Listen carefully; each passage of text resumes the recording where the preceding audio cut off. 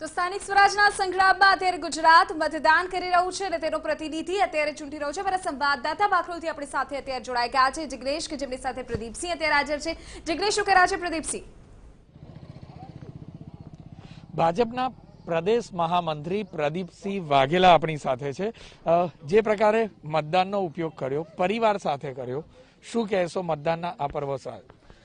લોકશાહીના પર્વ એટલે ચૂંટણીમાં મતદાન કરવું એ માત્ર અધિકાર નથી, ફરજનો એક ભાગ પણ છે।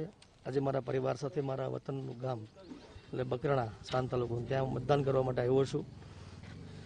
મતદાન કર્યા બાદ અહીંયા જે પ્રકારે ઉત્સાહપૂર્ણ વાતાવરણ જોયું છે અને આખા ગુજરાતમાંથી જે પ્રકારે મને સમાચાર મળે છે, ઐતિહાસિક મતદાન થશે, ભારતીય જનતા પાર્ટીનો ઐતિહાસિક વિજય થશે। જે પ્રકારે મહાનગરપાલિકાઓની અંદર જનતાએ ભાજપને ઐતિહાસિક વિજય અપાવ્યો છે એ પ્રકારે જ અને અત્યાર સુધી ક્યારેય નથી મળી એટલી સીટો ઉપર ભાજપનું વિજય થશે અને તમામ તાલુકા પંચાયત, તમામ નગરપાલિકા અને 31 જિલ્લા પંચાયતની અંદર ભાજપનું શાસન આવશે।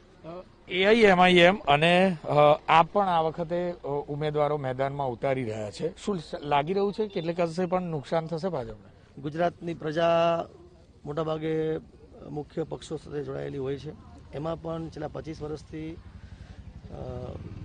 ગુજરાતની અંદર ભાજપનું શાસન છે અને ગુજરાતની પ્રજા નરેન્દ્રભાઈ મોદી, વિજયભાઈ રૂપાણી અને ભારતીય જનતા પાર્ટીને ખૂબ પ્રેમ કરે છે। આપ સૌના માધ્યમથી ગુજરાતની પ્રજાનો આભાર પણ માનું છું। આટલા લાંબા વર્ષો સુધી ભાજપના કાર્યકર્તાઓને શાસન કરવાનું સદભાગ્ય મળ્યું છે। જે પ્રકારે અહીંયા વિકાસના કામો થયા છે, આજે ગુજરાતની ધરતી એ વિકાસની રાજનીતિને આખા દેશમાં પ્રસ્થાપિત કરવા માટે નિમિત્ત બની છે।